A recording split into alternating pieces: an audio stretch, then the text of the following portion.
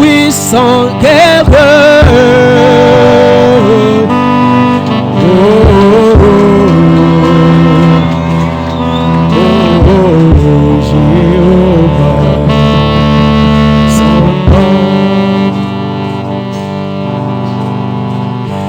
Jésus-Christ est son nom. Jésus-Christ est son nom. Oh, Jésus-Christ est son nom. Chantons Jésus, Jésus, Jésus est son nom.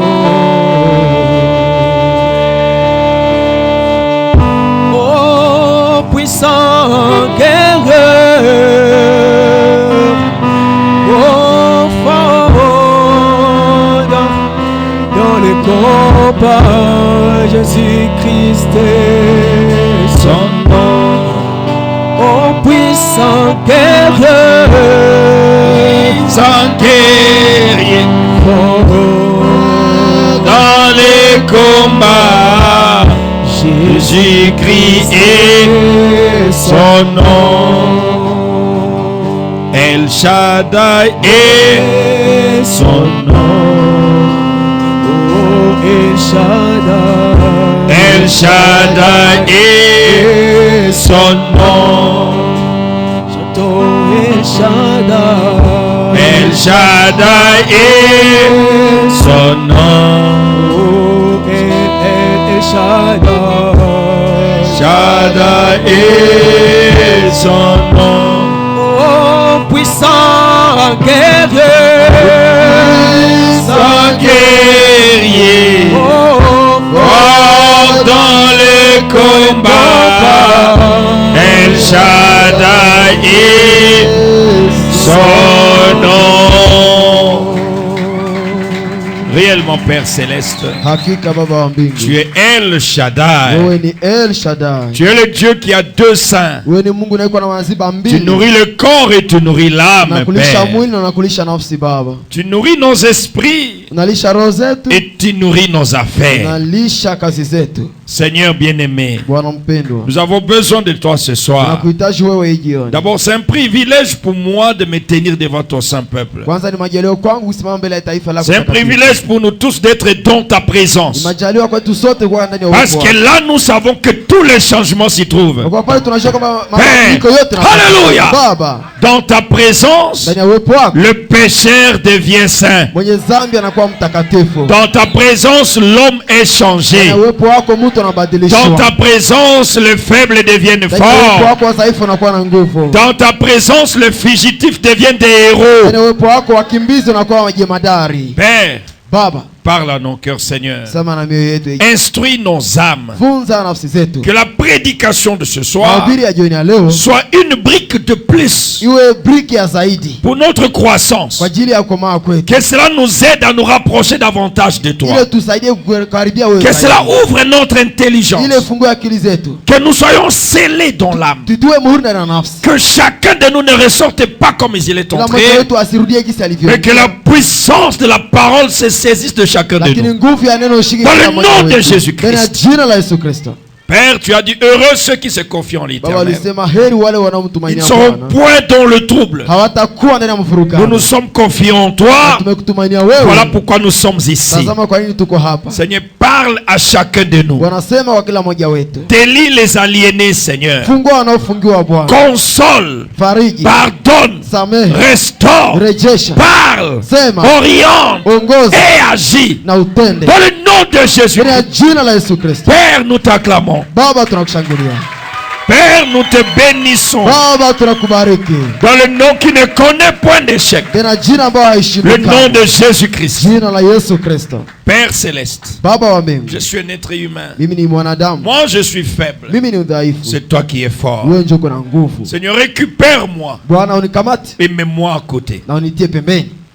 Ferme ma bouche, Seigneur. Funga kinywa changu Comme Bwana. tu as fermé la gueule de lion devant Daniel. Jinsi ulifunga kinywa De tout ce qui est mal. yote ambayo mbaya. Et que toi-même, Na wewe mwenyewe tu parles Useme. Tu dises ce qui puisse édifier ton peuple. Useme ya ile ambayo Dans le unapojenga taifa nom du lako, Seigneur ndani ya Jésus-Christ. jina la Bwana Yesu Kristo. Accorde-les, Père. Jalia hiyo Baba. Je m'abandonne entièrement entre tes saintes et Najachilia- glorieuses mains. Najiachilia kikamilifu ndani ya mikono yako. Dans le katika nom jina du la Seigneur utukufu. qui ne connaît point d'échec. Tena jina la Bwana ambaye alishindwa kamwe. Seigneur Jésus, Bwana Yesu. bénis celui qui doit être béni ce Bariki soir. yule ambaye anapaswa barikiwa jioni ya leo. Bénis celui qui doit être béni ce Bariki yule soir. ambaye anapaswa barikiwa jioni ya leo. Et surtout, bénis ceux qui ont prié avant de Na venir. zaidi ubariki wale ambao waliomba mbele ya Au kukuja. nom de Jésus-Christ, Jina la Yesu bénis Kristo. celui qui est venu avec un but ce Bariki yule soir. ambaye alikuja na shabai jioni. Bénis celui pour qui tu n'es pas une occasion de chute. Bariki yule ambaye kwako huko juu la kikwazo ya kuanguka. Seigneur bien-aimé, Bwana mpendwa, je ne suis rien.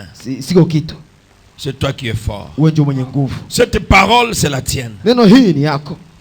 C'est toi qui l'as prononcée. Wewe ndio ulitamka. C'est toi qui l'as inspiré. Wewe ndio ulipulizia. Et sans toi, Na bila wewe personne ne peut nous l'interpréter. mtu hawezi tutafsiria C'est hiyo. pourquoi, Seigneur, Ndio maana Bwana, de grâce, tafadhali prends-moi nikamate et na utilise-moi. unitumikishe. Et écoute toi-même ta Na wewe parole. mwenyewe usikilize neno lako. Dans le nom de Jésus. Jina jina la Yesu Kristo. Dis toi-même Amen. Wewe mwenyewe useme amina. Toi-même prêche. Wewe mwenyewe hubiri. Toi-même agis. Wewe mwenyewe tenda. Toi-même travaille. Wewe mwenyewe Dans le tumika. nom de Jina Jésus. jina la Yesu. Que tous les démons, Pepo zote sorcellerie, ulozi, distraction, kuvurugika, désorientation, kuvurugika, satanisme ya kishetani, et tout ce qui n'émane na pas yote de Dieu ambayo haitoi kwa et Mungu, tout ce qui ne travaille pas pour la yote gloire de ambayo Dieu, haitumiki kwa je ajili ya le kufa mets Mungu, dehors nafukuza nje pour la gloire de na Jésus-Christ. utukufu wa Yesu Kristo. Ainsi j'ai prié Hivi nimeomba dans le nom qui ne connaît point jina d'échec, jina ambayo le haishindwi nom de kamwe. Jésus-Christ. Jina la Yesu Kristo. Amen. Amina. Quelqu'un peut me dire un amen vivant? Mtu ananiambia amina nguvu sana. Amen. Amina. Nous allons prendre nos Bibles sans tarder. Que Dieu vous bénisse. Tutachukua Biblia zetu bila kuchelewa. Mungu awabariki. Amen. Je dis que Dieu vous bénisse. Nasema Mungu awabariki. Amen. On prend nos Bibles dans le livre de Ruth. Tunachukua Biblia zetu na kitabu ya Ruta. Nous continuons avec notre enseignement, la deuxième partie, Tuendelee na mafundisho yetu sehemu ya pili aujourd'hui. leo. C'est la grâce de Dieu, dimanche, troisième partie. Cette fois-ci, je vais avancer un peu Kama neema Mungu siku ya Jumapili sehemu ya tatu, Maria nitasonga haraka parce que le temps de mon voyage approche. kwa kuwa wakati wa safari yangu nakaribia. Alors, je dois voyager après avoir entré quelque part. Ninapaswa safiri na nimefika mahali fulani, Cela nous permettra que de mon retour, par la grâce du Seigneur, on continue. na ile On itaturuhusu pourra wakati faire même 6 nitaporudi mois sur ces livres. tuendelee. Tunaweza fata miezi sita juu ya kitabu hiki. C'est très très important. Ni ya maana sana sana. Que Dieu me donne assez de force. Mungu anipatie nguvu ya kutosha. Prenons Ruth chapitre 1er, le verset 3e jusqu'au verset 7e. Tuchukue Ruta sura ya kwanza shairi ya kwanza hadi shairi ya 7. Nous lisons dans le précieux nom de notre Seigneur et Sauveur Jésus-Christ. Mandana jina la dabani na mpendo wetu Yesu Kristo. Elimelech, mari de Naomi, mourut et elle resta seule avec ses 2 fils. Ils prirent des femmes moabites, dont l'une se nommait Orpa et l'autre Ruth. Ils habitèrent environ 10 ans. Maclon et Kiljon mourirent aussi tous les 2. Et Naomi resta privée de ses 2 fils et de son mari. Puis elle se leva, elle et ses belles-filles, afin de quitter le pays de Moab. Car elle a appris au pays de Moab que l'Éternel avait visité son peuple et lui avait donné du pain. Amen. Pouvez vous asseoir? Nous suivons la lecture en Swahili. Tunaweza keti tunafuata usomi na Kiswahili. Elimeleki mume wake Naomi akakufa, akaachwa yeye na wanawake wawili, wakaoa wanawake wa Moabu. Jina la mmoja lilikuwa Orupa na jina la mwingine Ruta. Wakakaa kule kama miaka 10. Malona na Kiliona wakakufa wote wawili. Mwanamke akaachwa ameondolewa na wanawake wawili na mume wake. Kisha akaondoka yeye na wakwewe arudi toka nchi ya Moabu, kwa maana alikuwa amesikia katika nchi ya Moabu ya kuwa Bwana ameangalia watu wake kwa kuwapa chakula. Hivi akatoka pahali alipokuwa na wakwewe wawili pamoja naye, wakakwenda njiani kurudi kwa nchi ya Yuda. Amen. Amina. Le pasteur Élisée, le frère Benjamin vont approcher ici. C'est ici la place des prédicateurs. Là, c'est pour les diacres. Pastor Élisée na Pastor Benjamin watasonga pa mbele. Hii kule ni nafasi ya diakoni. Voici Il faut être votre à la place. surface de réparation. Inabidi kukua kwa uwanja ya Et maandalizi. les goalkeepers sont des diacres. Wa goalkeeper wale wenye wanazaka iko wa diakoni. Wanachungaka Wenye wanachungaka balosi yaziwe ni wa diakoni. Ndio. Et nous, les officiels, nous sommes devant. Na sisi wafanyakazi tunakuwa hapa mbele. Branham dit que les diacres, non, les administrateurs et les prédicateurs sont devant. Ndugu Branham anasema wazamini na wahubiri wanakuwa mbele. D'ailleurs, si on avait un grand estrade, il serait ici derrière. Tungelikuwa na mimbara ya kabambi wangelikuwa huku nyuma. Pour soutenir celui qui est là. Juu washikilie ile mwenye anasimama hapa. Parce que c'est eux qui marquent le but. Kwa wao ndio wanayazaka. Voilà, que Dieu vous bénisse richement. Hivi Mungu awabariki sana. Nous sommes dans une leçon très importante. Tuko ndani ya somo ya maana sana. Aujourd'hui, nous voudrions parler sur le deuxième point. Leo tulipenda tuzungumzie nukta ya pili. Hier, nous avons été bénis par le frère Jean Moutelezi Jana tulibarikiwa na ndugu Jao Muterezi. qui a prêché Borizanga Kombo. Alihubiri jina kitu yenye haina jina. Parce qu'il n'a pas donné le sujet Jao de sa kupa- prédication. Jao kupana somo ya mahubiri yake. Mais nous avons été bénis. Lakini tulibarikiwa. Combien étaient bénis hier? Wangapi walibarikiwa Que jana? le Seigneur soit béni pour ça. Mungu abarikiwe kwa ajili ya Il hiyo. nous a parlé d'un fils Alitufukia mwana qui, malgré son esclavagisme, haizuru utumwa wake. il se comportait toujours comme un fils. Aliishi kila mara kama mwana. Peu importe ce qu'on faisait de lui, Haijalishi yenyewe et peu alifanyia. importe là qu'il se trouvait, Na haijalishi mahali alikuwa. il n'a pas tenu compte de cet état. Hakujali na ile Mais il a hali. tenu compte de ce qu'il avait, la consanguinité. Alijali yenye iko nayo damu yake. Amen. Amina. C'est là que nous avons vu Pale ndio que tuliona. peu importe les conditions dans lesquelles nous nous trouvons, Haijalishi hali ambayo tunapatikana. cela ne ndani, compte pas. ile haijali. Ce qui compte, c'est celui qui nous a engendrés. Inajali ile ambayo ilituzaa. Amen. Amina. Frère Moïse, que Dieu bénisse richement. Ndugu Moize, Mungu akubariki sana. Et aujourd'hui, nous voudrions parler sur un petit sujet. Na leo tunapenda tuzungumzie somo Dieu dogo. se souvient toujours de son peuple. Mungu anakumbuka kila mara taifa lake. Dites-moi un amen. Niambie amina. Dieu se souvient toujours de son Mungu peuple. anakumbuka kila mara taifa lake. Si vous êtes un peuple de Dieu, Kama wewe ni taifa la Mungu. même si c'est lui-même qui vous a abandonné, Hata kama yeye ndio mwenye alikuachilia. même si vous êtes puni par Dieu, Hata kama umelipizwa na même si Mungu. vous êtes maudit par lui, Hata kama umelaniwa naye. mais Dieu se rappelle toujours de ses promesses. Lakini Mungu anakumbuka kila mara ahadi zake. Dieu n'oublie pas ses enfants. Mungu hasa wake watoto yake. Oh, j'aime ça. Oh, napenda hii. Peu importe que Dieu vous frappe lui-même, Haijalishi Mungu yeye mwenyewe akupige. même si c'est lui-même qui vous a puni, Hata kama yeye mwenyewe ndio le temps alikulipiza. arrivera, il se souviendra de vous. Wakati itafika ataukumbuka. Amen, amen, amen. Dieu se souvient toujours Mungu anakumbuka kila mara de son peuple. taifa lake. Dites-moi un amen. Niambia amina. Amen, amen, amen, amen. Dieu Mungu se souvient toujours anakumbuka kila mara de son peuple. taifa lake. Amen. Il a déporté Israël à Babylone. Alichukua Israeli Babiloni. Et lui-même est parti chercher Yeye Israël. mwenyewe enda tafuta Israeli. Oh, il est merveilleux. Oh, ni wa maajabu.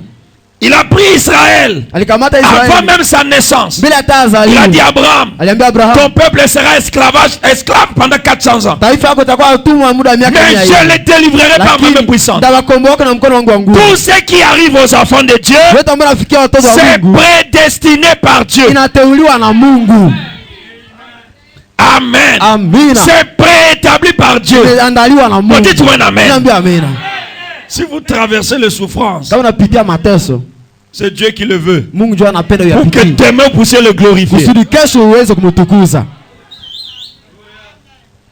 Peu importe ce que les enfants de Dieu peuvent traverser, Haijalishi ni watoto wa Mungu wanaweza Dieu pitia. se souvient toujours. Mungu anawakumbuka kila mara. Il est un Père qui ne peut jamais nous faillir. Yeye ni baba mwenyewe hawezi kutushindwa kamwe. Amen. Amina. Israël a fait 400 ans. Israeli walifanya miaka 400. Au point que tout le peuple égyptien les a réduits en esclavage. Kiwango taifa yote ya Misri waliwafanya On mawatumwa. les a fouettés. Waliwachapa fimbo. Pendant 400 ans. Muda wa miaka On 400. les a opprimés. Waliwatesa. On a tué des enfants. Waliua watoto. Mais le Dieu du ciel voyait cela. Lakini Mungu wa mbingu alikuwa anaona ile. Le Dieu d'Israël voyait cela. Mungu wa Israeli alikuwa anaona ile. On tape, Wanapiga. il voit. Anaona. Mais son œil était sur sa montre. Lakini jicho yake lilikuwa juu ya wakati wake. Béni soit le nom du Seigneur. Libarikiwe jina la Bwana. Son œil était sur sa montre. Jicho lake lilikuwa juu ya saa Il yake. gérait son horloge. Alikuwa anaangalia saa Et yake. quand l'heure a sonné, Na wakati il liwalia, n'avait pas besoin d'un avocat. hakuhitaji Il mtetezi, n'avait pas besoin de conseils. hakuhitaji mshauri. Dieu sait quand il faut délivrer son Mungu peuple. anajua wakati gani inabidi kukomboa taifa Et lake. si c'est l'heure de ta délivrance, Na kama ni wakati wa qu'il ukombozi te wako, visite, qu'il akutembelee, change ta situation. abadilishe hali yako. La souffrance n'est pas éternelle. Mateso haiko ya milele. Dites-moi non. Niambia hapana. Aucune souffrance n'est éternelle. Hakuna mateso ambayo ni ya milele. Non. Hapana. Il y a un temps pour toutes les choses. Kuna wakati juu ya kila kitu. Woo! Il y a un temps pour Kuna pleurer wakati wa et kulia, un temps pour se na réjouir. wakati wa kufurahi. Amen. S'il vous plaît, ouvrez-nous un peu le micro. Samahani, na mfungue kwanza mikrofoni. Un temps pour s'aimer Wakati wa kupanda mbegu et un temps pour récolter. na wakati wa kuvuna. On ne va pas s'aimer tous les jours, tous les jours, tous les jours. Hautapanda mbegu kila siku kila siku kila siku. Non. Hapana. Kitu gani hakiendeke huko? Sinon, allumez-nous notre moteur Kama sivyo mnatuhakishia generator yetu au lieu de nous abîmer les instruments. kuliko kutuharibishia vyombo. Il y a un temps Kuna wakati où vous partez en train de s'aimer. kwa hiyo unaenda huko unapanda mbegu, Vous enfouillez les semences dans le wewe sol. unaingiza mbegu ndani ya udongo. Et peut-être vous n'avez même pas mangé. Inawezekana hauna tena chakula. Mais le jour de la récolte vient. Lakini siku ya mavuno inakuja. Vous ne serez plus les mêmes. Hautakuwa tena yule yule. Il y a un temps pour Kuna prier wakati wa kuomba et un temps pour être na exaucé. wakati wa kushibiwa. Amen. Amina. Alors nous Haleluya. voyons ici Itaona hapa que Naomi est allée parce qu'il n'y avait plus de pain. kwamba Naomi alienda kwa sababu hakukuwa tena mkate. Elle avait rétrogradé. Alirudia kanyuma yeye. Elle avait quitté le message. Alitoka kama Elle ujumbe. avait quitté son pays. Alitoka kama mwinji Et yake. Dieu l'a frappé. Na Mungu alimpikaka. Dieu frappe toujours Mungu anapikaka kila mara. un homme qui s'écarte de la parole. Mtu mwenye anajitenga na neno. Si vous êtes un enfant de Dieu, Kama wewe ni mwana wa Mungu, vous vous écartez de la vérité, unaenda mbali na vous vous kweli, écartez de la unaenda parole, mbali na neno, Dieu vous frappera. Mungu atakupika. Aucun péché Hakuna dhambi ne restera impuni. ambayo tabakia na ilipizwe. Aucun péché Hakuna dhambi ne restera ambayo impuni. tabakia na ilipizwe. Hakuna. Que vous le commettiez dans la mer, Uifanye ndani ya bahari, que vous le commettiez au fond de l'océan, uifanye ndani ya vilindi vya que vous bahari. soyez seul là où vous le commettez, Uko peke kwa hiyo Dieu unafanya vous dhambi. fera payer chaque grain. Mungu atakulipishaka kila mbegu yenye unapanda. Amen. Amina. Béni soit le nom du Seigneur. Ubarikiwe jina la Bwana. Je prends quelque chose dans Job, le serviteur de Dieu. Na kamata kitu moja ndani ya Ayubu mtumishi Je wa préfère Mungu. beaucoup lire. Napenda nisome zaidi.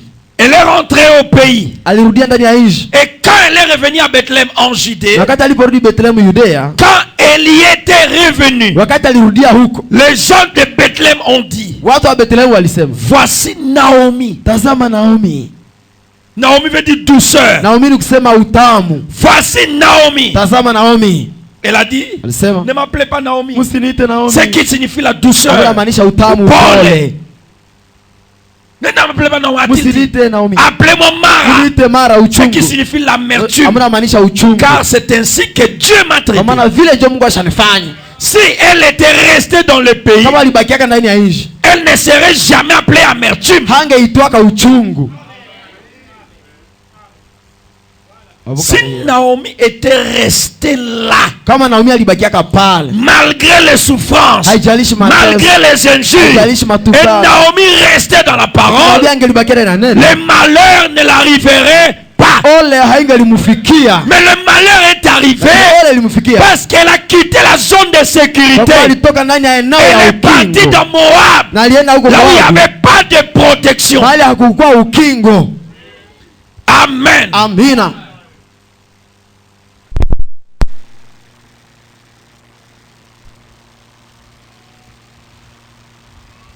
Elle est partie là où il n'y avait pas de protection. Alienda mahali hakukuwa ukingo. Là où il n'y avait pas de sécurité. Mahali hakukuwa Là où il n'y ukingo. avait personne. Mahali hakukuwa mtu. Il y a des endroits, Kuna mahali lorsque vous vous y trouvez, unapatikana Dieu kule, ne vous voit même pas. Mungu hakuone hatai. Dieu voit partout, il est partout. Kuna mahali pote, Mais il y a mahali des pote. endroits que Dieu ne voit pas. Lakini mahali yenye Mungu haonake. Il peut voir, Anaweza ona. mais il ne s'occupe pas de cet endroit-là. Lakini hashughulikie ile mahali hapana. Il y a des églises. Kuna makanisa. Lorsque vous vous y trouvez, Unapatana mule toutes vos ndani. choses fanent. Mambo yako yote La boucrise yanachukika, yote sont yanachukika. éteintes. Yote lazimika. Parce que vous êtes en dehors du plan prédestiné de Uko Dieu. nje ya mpango ulioandaliwa na Mungu. Amen. Amina. Elle était dans le pays de Moab. Alikuwa na nje ya Moab. Un pays d'inceste. Nje ya kujiamia Un pays kimungu. né de Nje l'adultère ambayo zalikana na entre uzinifu. papa et sa fille. Ya baba na binti Dieu yake. ne cautionne pas les erreurs. Mungu aliipaka ile makosa. Mungu hashikilia yake Mungu ashikilia makosa. yake makosa. Dieu ne cautionne pas les Mungu ashikilia erreurs. yake makosa. Dieu ne cautionne pas le péché. Mungu ashikilia yake dhambi. Hapana. Dites-moi un amen là-bas. Niambia amina pale. Elle est allée là-bas. Alienda kule. Et bien ce qu'il y a de beau à voir là-dedans, Na yote ambayo posha kupata mule ndani. c'est que quand elle est Sasa revenue, wakati alirudia, elle, yeye Naomi, était le type de l'église juive. alikuwa mfano wa kanisa ya Kiyahudi. Dites-moi un amen, vous allez comprendre. Niambia amina mtaelewa. Quand on voit Naomi dans la Bible, Wakati unapo Naomi ndani ya Biblia, on voit Israël. unaona Israeli. On voit l'église orthodoxe. Unaona kanisa orthodoxe. On voit les juifs. Unaona Wayahudi. Elle qui était l'église juive, Ndio wa kanisa ya Kiyahudi. elle n'est pas revenue seule. Hakurudia yeye peke. Parce qu'elle était juste. Kwa kuwa alikuwa mwenye haki. Naomi était juste. Naomi alikuwa mwenye haki. Malgré son erreur. Hajalishi kosa lake. Quand elle a reconnu son erreur, Alipotambua kosa lake. elle n'a pas laissé celui qui était dans l'erreur. Hakubakia ule Il dit, moi je reconnais. Asami najua. Même si tu n'es pas Hata d'Israël, huko Israeli. mais comme j'ai souffert chez Lakini vous, jinsi nimeteseka allons-y kwenu, ensemble. pia twende pamoja. Sortons de ces lieux. Tuende mahali. Allons là où dans le pays Twende ndani ya où nchi. coule le lait et le Tunatiririka maziwa miel. na asali. Elle n'est pas revenue seule. Hakurudia yeye peke. Elle a ramené avec elle Ruth, Aleta pamoja naye Ruth. le type de l'église des gentils. Mfano ya kanisa kimataifa. Amen. Amina. Vous n'avez pas encore compris, mais vous allez Hamjaelewa, lakini comprendre. mtaelewa. Beaucoup mieux le dimanche. Zaidi jusqu'à Jumapili. C'est un enseignement. Ni mafundisho. Naomi, Naomi, église juive, kanisa ya Kiyahudi qui est tombée ambayo alianguka après le réveil. kisha uamsho. Il y avait l'abondance. Ilikuwa utajiri, Et après l'abondance, c'était la 17. ilikuwa Et ils ont njaa, retrouvé. na walirudia nyuma. Et il y avait une deuxième Na abondance. kulikuwa utajiri wa pili. Amen. Amen. La deuxième abondance. Utajiri wa pili. Naomi a compris. Naomi alielewa. Et je ne resterai plus Ah, ici. sitabakia tena huku. Dites-moi un amen. Niambia amina. Dites-moi un amen. Niambia amina. Écoutez bien. Sikiza vizuri. Saisissez cela. Nishike vyema hivi. Elle est arrivée à la saison de l'orge. Alifika wakati wa Au temps où ngano. on leur battait des Wakati grains. walikuwa wanapiga ngano. C'est exactement Ni ainsi kabisa hivi tu. que l'église va rentrer Kanisa au itarudia. début de la saison de l'orge. Mwanzo wa mavuno ya ngano. S'il n'y a pas de visitation, Hakuna il n'y a kutembelewa. pas de restauration. Hakuna kurejesha. S'il n'y a pas un Dieu vivant, hakuna Mungu il aliye n'y a hai. pas de pardon. Hakuna masamaha. S'il n'y a pas de hakuna miracle, miujiza. il n'y a pas de restauration. Hakuna kurejeshwa. Amen, amen, amen, amen. Dites-moi un amen. Niambia amina. S'il n'y a pas de Pentecôte, Kama hakuna Pentecoste, Israël ne retournera jamais à sa patrie. Israeli haitarudia kwa nafasi yake. Amen, amen. L'orge typifie la Pentecôte, Ngano inamaanisha Pentecoste. la descente du Saint-Esprit. Kushuka kwa Roho Mtakatifu. Amen. Laisse-moi anticiper un Amina. peu. Acha nitangulie. L'église juive Kanisa ya Kiyahudi a commencé avec la Pentecôte. ilianza na Pentecoste. Le jour de la Pentecôte, Siku ya Pentecoste c'était descendu en Israël. ilishukaka Israeli. Dites-moi un amen. Niambia amina. La première Pentecôte est descendue en Israël. Pentecoste ya kwanza ilishika Israeli. C'était Naomi dans la première abondance. Ilikuwa Naomi ndani ya utajiri wa kwanza. Dites-moi un amen. Niambia amina. Mais il n'a pas tenu compte de cette Lakini abondance. hakuja na ile utajiri. Et la Pentecôte lui a été retirée. Pentecoste ilimnyanganyiwa. Mais la Bible a dit, Lakini Biblia inasema vers le soir, wakati wa jioni la lumière nuru paraîtra. itaonekana. Quelle lumière? Nuru gani? C'est la pluie de l'arrière-saison. Mvua wa majira ya mwisho. Et en 1946, 1946 le moment que William Branham entre en wakati scène, ambao William Branham le anaingia moment ndani qu'il ya kazi, reçoit la wakati commission ambao anapata utume pour aller faire l'œuvre d'évangéliste, kwa kazi ya c'est la kiinjilisti. Pentecôte qui a commencé. Pentecoste ndio ilianza. C'est le moment qu'Israël a commencé. Wakati wa Israeli yao, Naomi quitte les nations Naomi anatoka mataifa pour retourner dans le pays afin d'aller attendre la saison de l'orge. anangojea majira ya ngano. C'est à ce Wale moment-là wakati qu'elle va ramener Ruth à la maison. atarudisha Ruta nyumbani. Amina, amina, amina. Amina. Amen. Amina. La première fois, Njia ya cette kwanza, première abondance, ile utajiri wa kwanza c'était pour elle. ilikuwa Mais yake, elle a mal géré ça. lakini aliongoza ile mbaya. Il a fallu la deuxième abondance Ilibidi utajiri wa pour que pili Naomi revienne à sa Naomi position arudie kwa nafasi yake et que Ruth soit rachetée. na Ruta akombolewe. On va y arriver le dimanche. Tutafikia hapa siku ya Jumapili. Elle a vu la saison précédente. Aliona ile majira iliyokuwa mbele. Mais ceci Lakini hii était une nouvelle saison. ilikuwa majira mapya. Dis-tu amen. Niambia amina. Après la longue période de sécheresse, Kisha wakati mrefu akipwa, il dit il y aura un temps. sasa utakuwa Ce wakati sera ni jour, haitakuwa hata usiku, ni nuit. hata mchana, hata usiku. Tout sera brumeux. Yote itakuwa kunguku.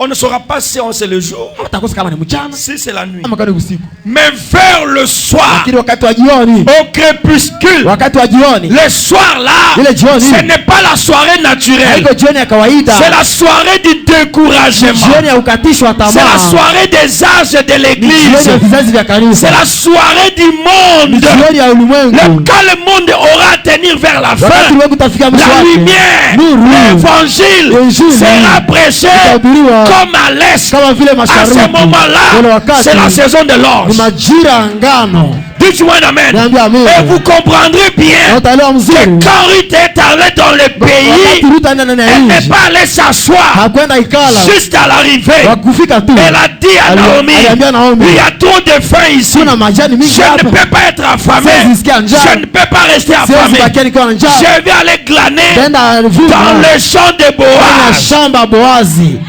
Mbona mbona mbona. Il y avait beaucoup de champs. Kulikuwa shamba mingi. Il y avait le champ Kulikuwa dénominationnel. shamba Il y kimadhehebu. avait le champ de celui-là. Shamba ya Il y huyu. avait le champ de lui-là. Shamba ya huyu. Mais Ruth a dit, Ruth alisema, je n'irai nulle part. sitaenda mahali popote. J'irai dans le champ de Boaz. Shamba Boazi. Et Boaz, c'est le Na Seigneur Boazi ni Jésus-Christ. Bwana Yesu Kristo. Boaz, c'est le parent Boazi ni rédempteur. mzazi mkombozi. Boaz, c'est le proche Boazi parent. ni mzazi wa karibu. Quelqu'un qui a la consanguinité Ambao ana udamu avec moja. avec Naomi. Pamoja na Naomi.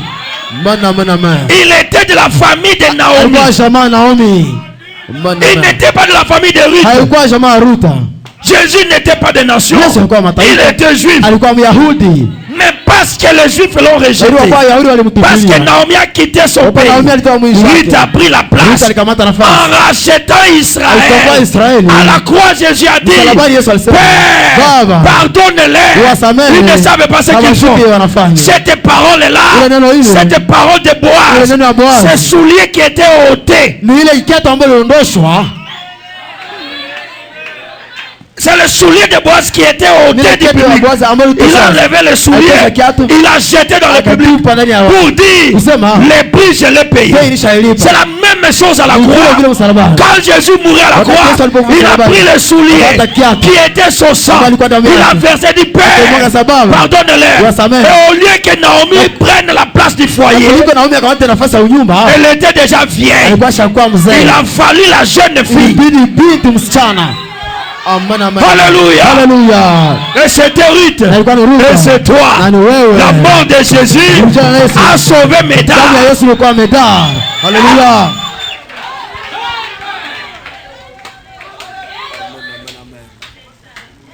Béni soit le nom du Libarikiwe Seigneur. jina la Bwana. On va y arriver le dimanche. Tutafikia siku ya Jumapili. On ne peut pas racheter sans signe public. Hawezi komboa bila alama mbele ya Au watu. temps d'Israël, Wakati wa Israeli. même si vous êtes les proches parents, Hata kwa mzazi wa karibu. vous devriez avoir trois qualités. Unapaswa kuwa na kali Premièrement, ya kwanza. ça devait être un homme très riche, Unapaswa kuwa mtu mtajiri sana. extrêmement riche. Mtajiri ya kupindukia. Deuxième chose, Kitu ya pili, il devait faire un signe public. angepaswa faa alama mbele ya watu Enlever wote. le soulier, Tosha kiatu. enlever son Tosha honneur, heshima yake. enlever sa place. Tosha nafasi Le yake. soulier, c'est les ailes. Kiatu ni bidii. Et jeter ça. Na kuyatupa. Pour dire à cause de lui, Kwa sababu je yake, jette mon honneur, tupa mais je la heshima yangu récupère. lakini naikamata. Mbona mbona. Voilà pourquoi Jésus ne pouvait pas mourir avec des habits. Tazama kwa nini Yesu angelipaswa kufa na mavazi. C'était le soulier de Boaz. Ilikuwa kiatu ya Boaz. Ouh. Amina. En tout cas. Amen. Amina. Quelqu'un comprend ça? Mtu anaelewa hii? Le soulier de Boaz. Kiatu ya Boaz. La tête du fils de l'homme. Kichwa mwana wa mtu. Et c'est un type pendant la sécheresse. Mfano wakati wa Un kipo. type de l'église de l'église juive. Mfano wa kanisa ya Kiyahudi. Ruth, ou Ruta plutôt Naomi, ama Naomi elle habitait à Bethléem en Judée. alikuwa anaikala Bethlehem Yudea. Elle avait pour pour mari Elimelech. alikuwa na mume wake Elimeleki. Elle avait 2 fils. Alikuwa na wana wawili. Et une sécheresse a sévi. Na kipwa ilifika. Et elle est alors partie rester au pays de Moab. Basi akaenda baki ndani ya nchi ya Moabu. Parce qu'elle avait appris qu'il y avait du blé là-bas. Kwa kuwa aliambiliwa kwamba ngano iko kule. Un très beau type ici. Un très beau type ici. Mfano mzuri hapa. Dévoilons-le juste pendant quelques instants. Tuchambue kwa wakati fulani. Non, que son sang retombe sur nous Damu yake ianguke juu et yetu sur nos na juu ya enfants. watoto wetu. Et quand elle est partie, Na wakati alipoenda, peut-être sans le savoir, inawezekana pasipo kujua, les Juifs l'ont fait, ils étaient aveuglés par Dieu. Wayuda waliyafanya, Et walipofushwa na Naomi Mungu. est partie ne sachant pas que là où elle partait c'est le malheur. Naomi alienda anajua kwamba kwenye anaenda iko taabu, ole. Parce que c'était par une poussée interne. Kwa kuwa ilikuwa kupitiwa kupulizwa ile ya ndani, anasukuma mule ndani. C'était une poussée. Ilikuwa Elle a kusukumiwa. senti une inspiration Alihisi pulizio de quitter le pays. kutoka ndani ya nchi. Parce qu'il fallait que quelqu'un prenne la place. Kwa kuwa ilibidi mtu fulani akamate hiyo nafasi. Elle a quitté le pays Akatoka ndani ya nchi pour que Ruth prenne cette place. kusudi Ruth akamate ile Et nafasi. chaque fois que vous quittez votre Na place, kila mara unatoka mnafasi Dieu yako, mettra quelqu'un d'autre. Mungu atatia mtu mwingine. Si vous ne venez plus régulièrement à Kama l'église, hamkie tena kila siku kanisani, quelqu'un prendra votre mtu place. atakamata nafasi yako. Tu peux attendre un amen. Sikia amina. Béni soit le nom du Seigneur. Libarikiwe jina la Je ne Bwana. sais pas si je peux trouver ça, je n'ai pas prévu. Sijui kama naweza kupata hiyo siku ya tayarisha. Dans Actes des Apôtres. Ndio matendo ya mitume. Je suis dans un enseignement parce que c'est la colonne vertébrale. Niko ndani ya mafundisho kwa sababu ile ndio mfupa wa mgongo. Actes chapitre 1er. Mathayo sura ya kwanza. Matendo sura ya kwanza. Actes chapitre 1er. Matendo sura ya kwanza. Si je peux trouver ça, ça sera très important. Kama naweza kupata hiyo itakuwa maana Je n'ai pas sana. prévu cela. Sikutayarisha ile. Voilà. Vema. C'est le verset 20. Acte 1er 20. Mstari Or, makumi mbili. il est écrit dans le livre des psaumes. Japo maandiko ndani ya kitabu ya Zaburi.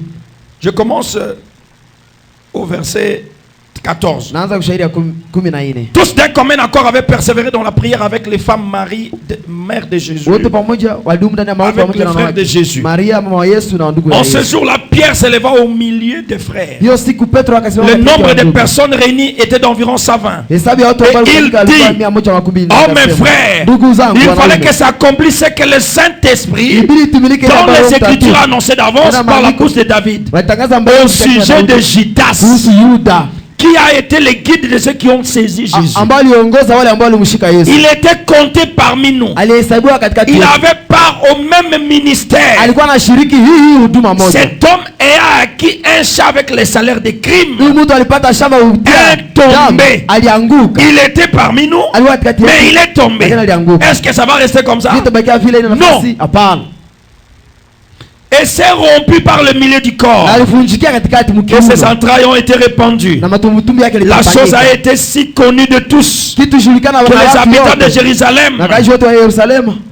que ce champ a été appelé dans leur langue Akeldama, c'est-à-dire le champ du sang. Na ile shamba liitwa na lugha yao Akeldama, kusema shamba ya damu. Or, il est écrit dans le livre des psaumes Ijapo imeandikwa ndani ya kitabu ya que sa Zaburi demeure devienne déserte, kwamba makao yake ikuwe utupu, ikuwe que shangwe, personne ne l'habite, na mtu asikae huko, mais qu'un autre prenne sa lakini charge. mtu mwingine akamate kazi yake. C'est lui qui avait la place, Yeye mwalikuwa na mais nafasi, parce qu'il est sorti du kwa corps, kuwa alitoka alors ndani que ya l'autre mwili, le ili remplace. mwingine akamate nafasi yake. Si Dieu t'est béni pour soutenir une église Kama Mungu anakubariki et ushiriki que tu kanisa, fais la na fière, Dieu unajivuna, cassera le contrat. Mungu atavunja Il le contrat, donnera à quelqu'un na d'autre qui sera ataipatia mtu fidèle. mwingine watakao waaminifu. Si Dieu te donne un Mungu ministère anapatia huduma pour affermir son peuple kuimarisha et taifa que tu lake, deviens fou, na unakuwa muda Dieu mazuri, te Mungu remplacera. atakubadilisha na kamata nafasi ya mwingine. Dites-moi un amen. Ndio nasema amina. Alors Naomi est sortie Naomi alitoka pour que Dieu prenne Ruth. kusudi Mungu akamate Ruta. C'était une juste femme, Naomi. Ilikuwa mwanamke mwenye haki na Et Elimelech, un homme juste, Elimeleki mwanaume mwenye haki qui s'en allait ambao akajiendea sans savoir ce qu'il faisait. pasipo kujua kenye yuko anafanya. Oui, tu peux être inspiré pour commettre un péché. Ndio unaweza kupuliziwa juu ufanye dhambi. Ça peut être vrai, Dieu t'a parlé. Inaweza kuwa ni kweli Mungu alisema na wewe. C'est pour te remplacer. Ni juu ya kubadilisha kama kupatia nafasi ya mwingine. Il n'y a pas un péché que Dieu va cautionner. Hakuna dhambi ambayo Mungu atashikilia. Peut-être tu as eu ça par la vision. Naweza nipata ile muono. Nous croyons que Dieu visite les gens. Kama Mungu anatembelea watu. Mais c'est peut-être pour te remplacer. Lakini inawezekana ni juu ya kubadilisha. Amen. Amen. Il dit Naomi. Sasa Naomi, Va. enda. Il y a la famille ici. Kuna njala hapo. Frère Branham dit c'était une inspiration. Biblia inasema ilikuwa pulizio. C'était une poussée interne. Ilikuwa kusukumwa mule ndani. Si vous lisez la suite là-bas, vous verrez ça. Kama unasoma inafuata pale utaona Mais hiyo. Dieu avait besoin Lakini Mungu alihitaji d'un peuple. taifa. Regardez le juif. Angalia Wayuda. Tout était écrit Yote iliandikwa que le Messie naîtrait kwamba Masia atazaliwa. d'une vierge, Binti ya bikira.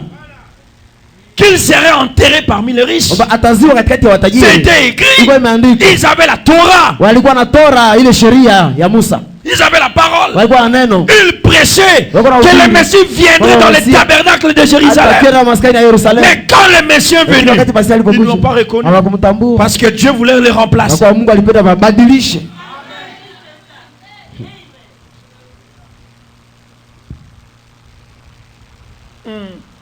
Si tu commets un péché Kama unafanya dhambi et que Dieu ne te corrige na pas, Mungu hakusahihishe, tu n'es pas dans son économie. hauko ndani ya uchumi wake. Si tu commets un péché, Kama unafanya dhambi, les pasteurs n'en parlent pas. mchungaji aseme kuile dhambi. Les prédicateurs ne prêchent pas. Wahubiri hawahubiri ile dhambi yako. Tu commets un péché ce jour-là, l'onction Unafanya descend. dhambi ile siku Tu pako n'es nashuka. pas un enfant de Dieu. Wewe hauko mtoto wa Mungu. Mais quand il fait quelque chose, l'entrée on commence là-bas. Glorifie le Seigneur. Dites merci Seigneur. Parce que l'amour est correctif. Quand on aime quelqu'un, on le corrige peu importe. Si vous commettez une erreur, papa n'en parle pas, maman n'en parle pas, il ne vous aime pas. Mais les enfants dingues se réjouissent. Moi je fais des erreurs, le pasteur ne m'a jamais grondé. Le pasteur ne t'aime pas. Tu commets un péché. Laisse celui-là, c'est un perditif. Et tu continues à le commettre. Mais quand quelqu'un d'autre fait, là on parle. C'est l'amour qui est correctif. Le vrai amour corrige. Amen. Et quand tu commets un péché, Dieu ne le révèle pas. On ne le prêche pas. On ne le condamne pas. Tu y es perdu. C'est dur pour un pasteur de dire ça. Mais c'est la vérité. Quand tu fais la prostitution, ne parle pas de ça. C'est le jour que tu te prostitues que le pasteur te félicite. Vraiment, j'ai un frère ici. Il me soutient. C'est elle. Mais tu sais que tu viens de commettre un péché. Dieu ne veut plus de toi. Parce que Psaume 90 dit les méchants prospèrent pour être anéantis à jamais. Réjouissez-vous toujours quand vos erreurs sont dévoilées à la chair.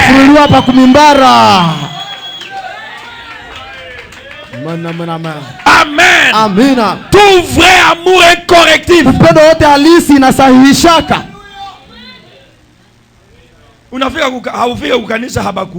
Tu n'arrives pas à l'église, on te demande pas pourquoi. Que tu arrives pas. C'est comme si tu ne pas. Quelque part, tu es Judas.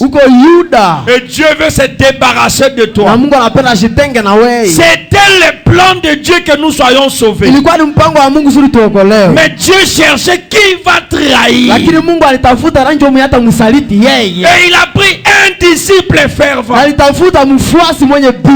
Parce que ce jour-là, pendant que Jésus prêchait, il était distrait. La parole sort. Et Jésus a dit, va faire ce que tu veux. Il a pensé que Dieu lui disait d'aller chercher l'argent. Et il est allé chez Caïphe trahir Jésus. Non, Jésus est fort. Il ne peut pas mourir. C'était sa mort.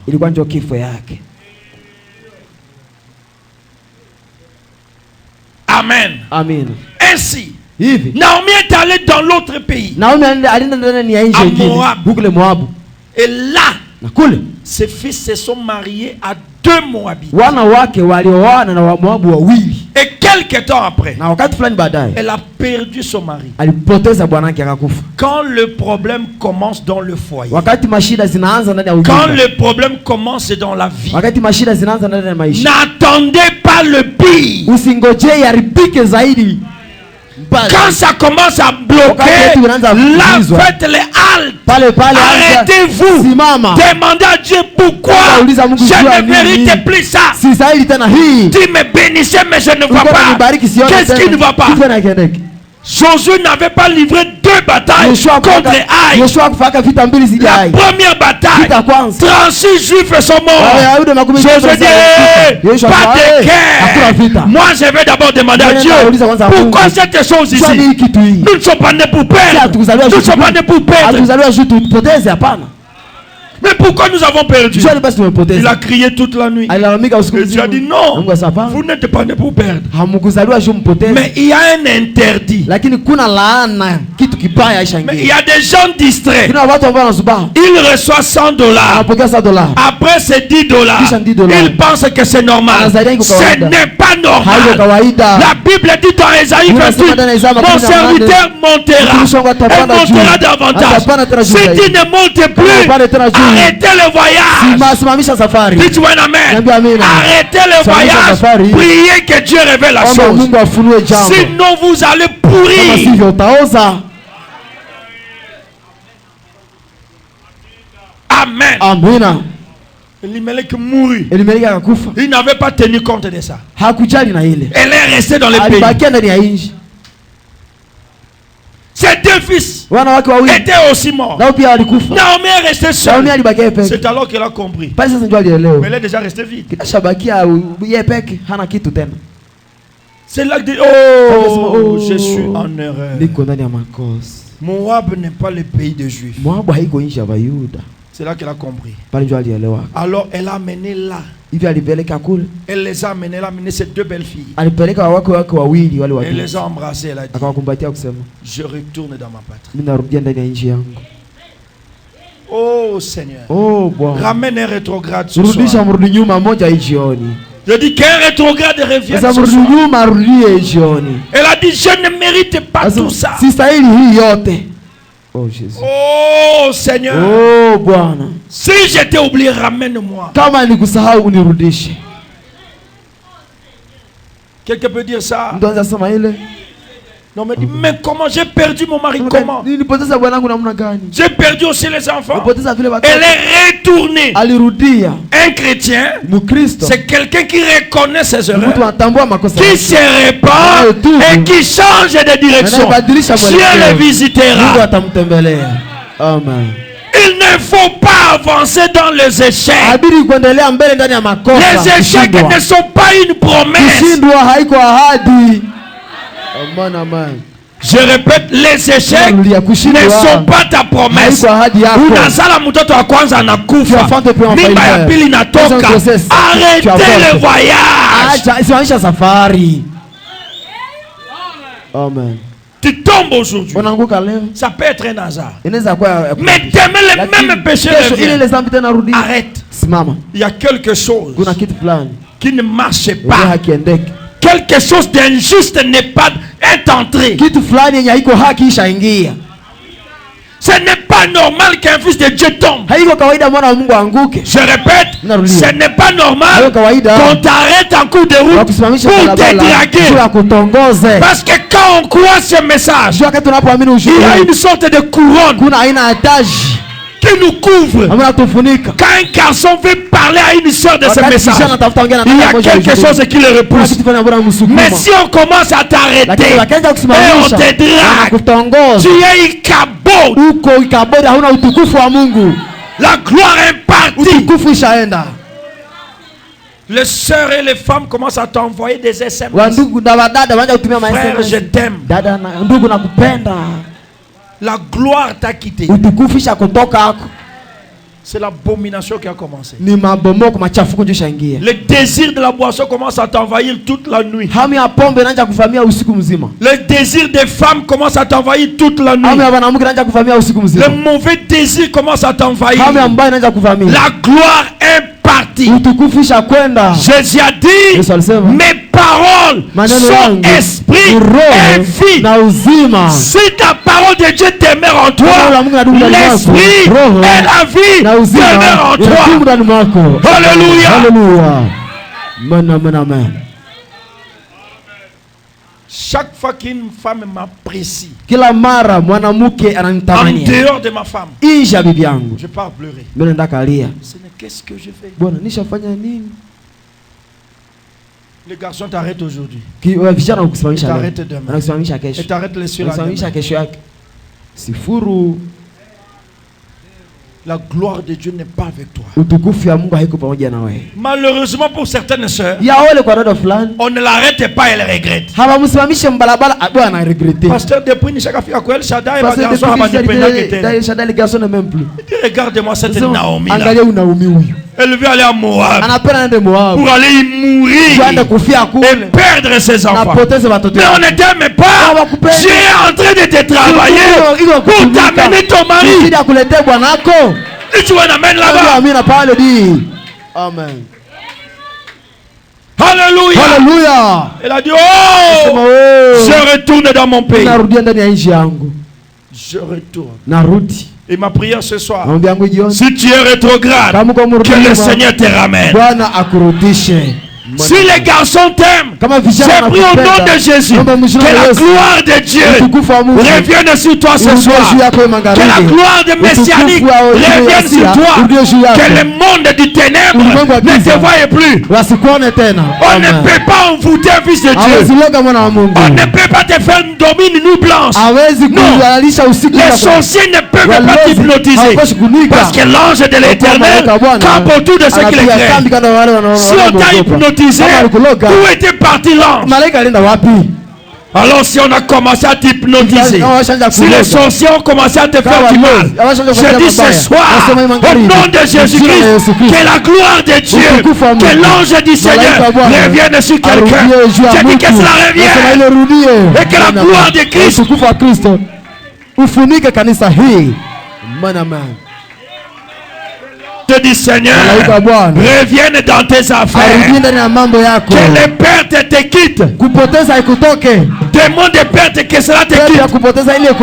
Amen. Amen. Je dis que les pertes te quittent. Que la marche de la mort te quitte. Qu'est-ce que la marche de la mort? C'est rester au même endroit. Tu as $1000, tu n'avances pas, tu ne recules pas. Cette fois-ci, que la gloire de Dieu vienne sur toi et avance. Je dis avancer. Je dis avancer. Au nom de Jésus-Christ, avancer. Si tu es ministre, que ton ministère monte. Tu n'es pas Naomi. Tu es Ruth. Alléluia. Alléluia. Si tu avais rétrogradé, que la gloire de Dieu revienne sur toi. Que les païens témoignent sur toi. Je dis que les païens témoignent de toi. Tu dis s'il y a un chrétien, cette sœur-là est différente. Si on avait un mauvais témoignage sur toi, au nom de Jésus-Christ, que cela parte. Que les gens croient le message au travers de toi. Que ta famille croit ce message à cause de toi. Il y a la gloire qui accompagne ce message. L'ange du Seigneur accompagne le message. Et les messages, ce ne sont pas des papiers. Le message est dans ton cœur. Alors que l'ange du Seigneur t'accompagne. Alléluia. Alléluia. Je dis que l'ange du Seigneur qui accompagne le message accompagne tout le monde qui dit Amen.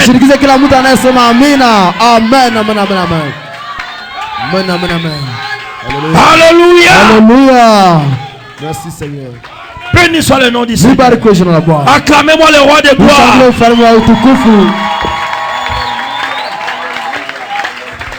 C'est l'heure de la visitation. wakati wa kutembelewa, C'est ton heure de la restauration. wakati wako wa kurejeshwa. Nyonso ya mabe ekomelaki yo. Yote mabaya ambayo Eluka na kombo na Yesu. utoke mjina la Yesu. Que tu sois restauré dans le pays. Que Dieu te visite dans le pays. Que Dieu te ramène dans le pays. Que Dieu pardonne tes péchés. Que Dieu touche tes voisins et que touche tes enfants. Dans le nom de Jésus-Christ. C'est l'heure que nous revenions dans notre héritage. Que le vagabondage s'arrête. Que l'on retourne dans l'héritage. En effet, elle avait appris que Dieu avait visité son peuple. Que Dieu lui avait donné du blé. Amen. Quand elle a appris ça, mais c'est nous qui avons commencé là-bas. Elle avait appris que le pays que tu as laissé, le message où tu disais que le pasteur du message, Dieu ne le bénit pas. Dieu a commencé une église là-bas où on voit même les malheureux deviennent bienheureux. Les gens qui ne pouvaient pas acheter de voitures achètent déjà des voitures. Les gens qui ne pouvaient pas avoir de maison commencent à avoir des maisons. Alors tu retourneras. Je dis que Dieu te bénisse pour que les rétrogrades reviennent. Que Dieu te donne quelque chose pour que ceux qui sont partis reviennent au nom de Jésus. Que Dieu bénisse quelqu'un pour que ceux qui sont partis reviennent. Est-ce que quelqu'un m'entend? Je ne demande pas Dieu te bénir pour ta gloire, mais que Dieu te bénisse pour que les frères qui ont quitté le message comprennent que le message est béni, qu'ils comprennent que le message c'est la vérité, qu'ils comprennent que Dieu nous a visités par la colonne de feu et par un prophète. Alléluia. Oh Seigneur, bénis-moi, que le rétrograde soit restauré. Amen. Bénis-moi, que ceux qui ont quitté le message reviennent. Quand ils verront ta gloire sur moi, quand ils verront ta gloire sur la sœur, que ceux qui ont insulté cette église reviennent. Non pas parce qu'ils ont été appelés, parce que Dieu t'a visité.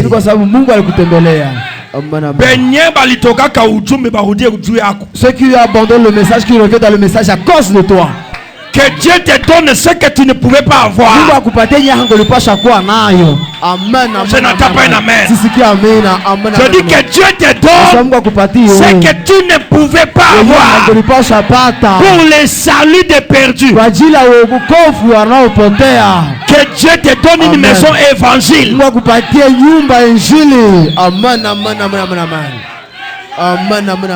Que Dieu te donne de l'argent évangile. Tu ne vas plus prêcher. Mais les gens diront, où est-ce que tu as eu ça? J'ai cru le message de l'heure. Le Dieu de Branham m'a béni. Que Dieu te bénisse pour sa gloire. Que Dieu te visite pour sa gloire. Seigneur, que l'on sache que tu es Dieu et que nous sommes ton peuple. Alléluia. Accorde-le Seigneur. Amen. Sans bénédiction, Naomi ne pouvait pas revenir. Alors que Dieu te bénisse. Que Dieu fasse de toi une étrange personne. Pour que les Naomi reviennent dans le message.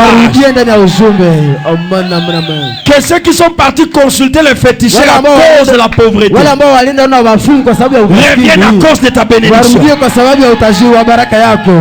Que ceux qui sont partis consulter les féticheurs à cause de la malédiction reviennent à cause de ta restauration. Que Dieu te donne ce qu'un homme ne peut pas donner. Je dis que Dieu te donne ce que ton père, ta mère ne peuvent pas donner. Ce qui dépasse l'entendement humain. Alléluia. Et que cela soit na l'évangile. ile ikuwe injili. Amen, amen, amen, amen.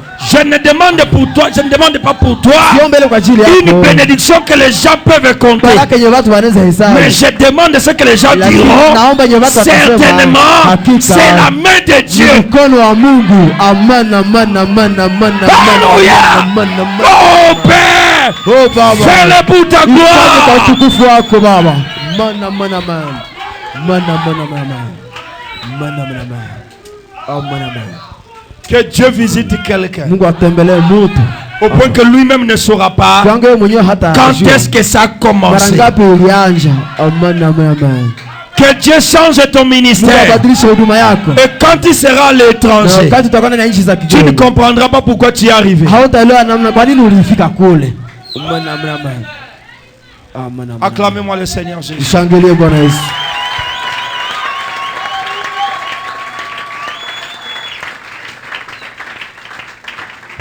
Je fais une bénédiction pour toi. Munapenda baraka kwa ajili yako. Amen. Parce que cet homme-là peut dire, ah, Nami ministre Bataïl. Hapana yule mtu anaweza sema moi aussi je peux avoir ça. Moi aussi, je peux avoir ça. Non. Hapana yeye. Mais que Dieu te donne Lakini Mungu akupatie quelque chose kitu fulani qui le fera ramener dans la parole. yenye itamrudisha ndani ya neno. Amen. Voilà ce que je demande pour toi. Tazama yeye, mimi naomba kwa ajili yako. Que la saison des orges commence. Majira ya ngano yanze. Tu as dit que la saison des orges Nasema majira ya ngano commence. yanze. Alléluia. Hallelujah. Que la saison des orges Majira ya commence. ngano yanje. Amen, amen, amen, amen, amen. Que ceux qui ne pouvaient pas croire le message Wale ambao wangeweza à amini cause de ujumbe ta kwa pauvreté, sababu ya umaskini croyez wako, le message waamini ujumbe à cause de ta kwa richesse. sababu ya utajiri wako. Amen, amen, amen, amen, amen. Thank you Lord. I say amen. Que le Seigneur honore son grand nom. Bwana aheshimie jina lake takatifu kubwa. Je ne prie pas à cause de toi, Siombe kwa sababu mais à yako, cause de son grand kwa sababu nom. ya jina lake kubwa. Que Dieu te visite. Mungu akutembelee. Amen, amen, amen. Amen. Merci. Elle a appris. Aliambiliwa Non, là, Dieu a visité ton kule Mungu ashatembelea taifa lako. En bon, Ah bon? ne villa acheté une villa. Mais village anunua villa. Amen, amen, amen, amen. Si tu arrives chez lui, tu ne peux pas t'étonner, tu ne peux pas croire Kama nafia wake hawezi amini que les gens reviennent dans le message à cause de toi. watu warudie mujumbe kwa sababu yako. Que les gens Amen, reviennent à amen. cause de toi. Watu warudie kwa sababu yako. Amen, amen, amen. Je dis que les gens reviennent à Watu cause de warudie toi. kwa sababu yako. Amen, Si amen. tu as une maladie incurable, Kama una magonjwa ipo na que Dieu enlève ça. Mungu andoshe hilo. Amen, Pour que amen. les autres croient. Kusudi watu waamini. Je dis au nom de Kwa Jésus. jina la Yesu Kristo. Amen, amen, amen, amen. Que Dieu guérisse Mungu l'incurable. aponyeshe ile ambayo haiwezi pona Pour sa kwa gloire. utukufu Et wake pour na kwa l'évangile. ajili ya injili. Alléluia. Hallelujah. Amen, amen, amen, amen. Si tu pouvais tomber tout le jour, tout le jour, tout le jour. Kama ulipaswa kila siku kila siku kila siku, Que Dieu te relève. Mungu akusimamishe Que tu ne tombes plus. usianguke tena. Amen, amen, amen, amen. Non pas à cause de toi, Hapana kwa sababu yako, mais à cause des gens qui croiront. kwa sababu ya watu ambao wataamini. Amen, amen, Dieu amen. Seigneur, pas à cause de Sema moi. hayo kwa sababu yangu. Dieu Seigneur, pas à cause de Sema moi, hayo kwa sababu yangu. mais à cause de ton nom. Kwa sababu ya jina lako. Pour ta Kwa gloire. utukufu wako. Visite-moi, Unitembelee Père. Baba. Alléluia. Hallelujah. Amen, amen, amen. Oh mon Jésus. Oh, vous pouvez vous asseoir. Oh mnaweza ikala. Est-ce que quelqu'un peut m'acclamer Je Jésus-Christ? mtaanza shangilia Yesu Kristo.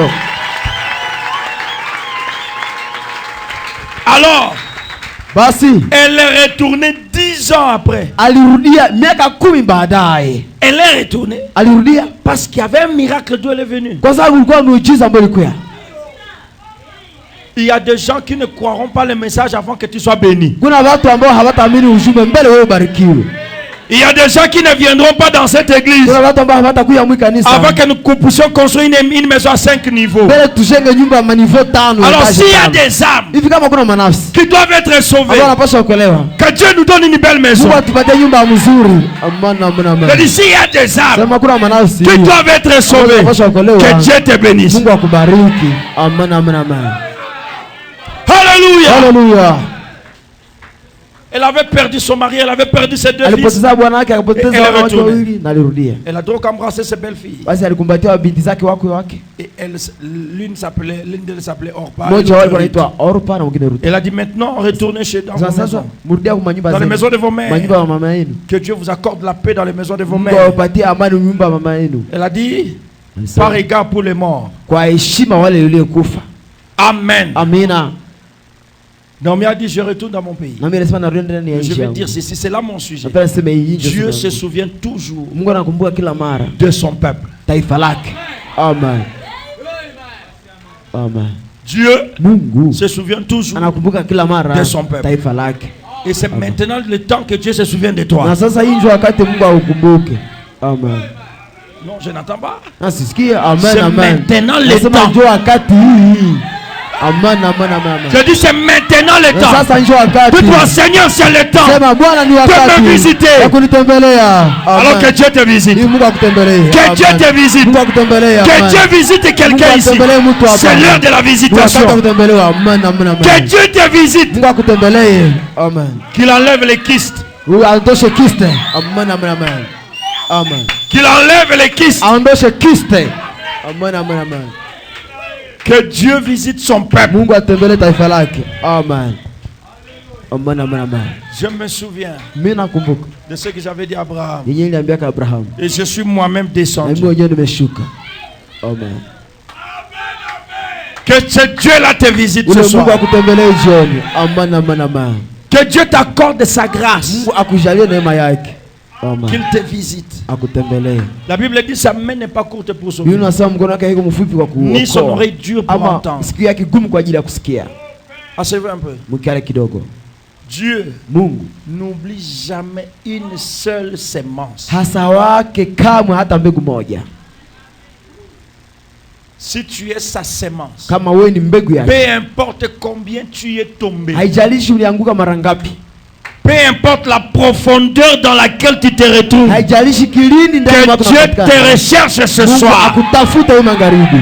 Amen, Ce amen. n'est pas Adam qui a cherché Haiko Dieu, Adamu ndio alitafuta Mungu, mais c'est Dieu qui a cherché lakini Adam. Mungu ndio alitafuta Adamu. Kama unakunywa kapombe, Si tu bois Mungu la yeye boisson, peke aende kubania Que kule. Dieu lui-même a été chercher là-bas. Je parle au nom de Nasema Jésus. jina la Yesu. Amen, amen.